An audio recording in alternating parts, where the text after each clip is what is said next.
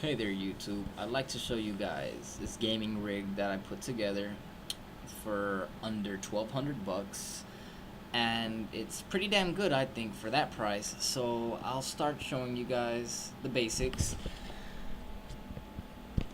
I have an Intel Core i7 CPU 920 at 2.67 gigahertz, overclockable to 4 gigahertz. Remember, that's 4 cores for those of you that don't know.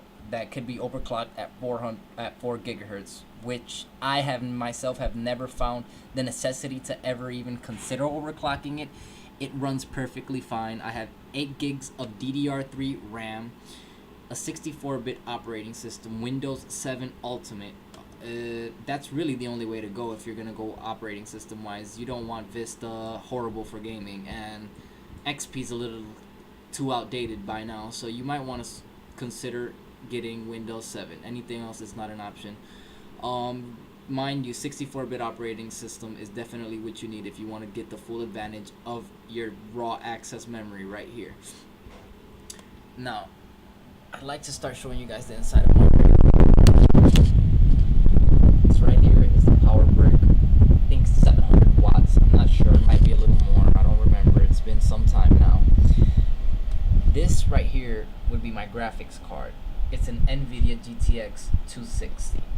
This would be the only thing on my computer that I would even consider upgrading for now. It's a pretty slick graphics card. By the way, I'm doing this with the lights off because for some reason I get a better image this way. These are cooling fans, as you can see. I'm trying to keep them covered to reduce the noise. Here's my CPU cooler. These right here would be my sticks of RAM. There's only 3 that are visible, but I have one over here on the far left corner. It's darker than the rest. The shiny 3 are the ones that I originally put in when the rig was built. Then the one to the far left was recently bought just so I could have the extra 8 gigs of RAM, you know. Otherwise it would have been 6. I have a 1 terabyte hard drive, which is really ideal if you're like me and you like having like a crap load of games installed on your system, because I find it kind of a hassle installing and uninstalling games. I just rather just keep them installed. Ow. This right here would be my, which I think is pretty cool, is the temperature of the motherboard itself, or the CPU, whatever. I don't know which one it really goes to. Not too sure. I'm not that much of a tech head, but it's at 38 degrees Fahrenheit, which is actually colder in here than it is outside. It's 63 degrees outside, which is pretty awesome, and I find 63 degrees to be a little chilly. Yeah,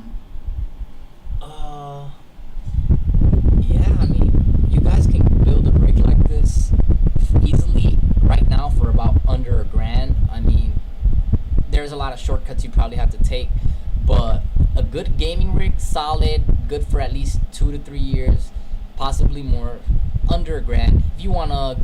If you're on a tight budget, like I originally was before I decided I wanted to spend a crap load of money, would have been under 800 bucks. But then, you know, there's certain things that if you want them to be good for a few years and not having to upgrade anything, is like, see, this is the perfect motherboard to get. It's an EVGA Sly LE times 58 3x Sly motherboard, which it supports only i7 processors, but that's not a bad thing because i7 processors are what's hot right now. You know, like, I wouldn't change anything in here except for my graphics card, like I said. And this motherboard itself has some room for expansion. Like, this motherboard goes up to 12 gigs of RAM.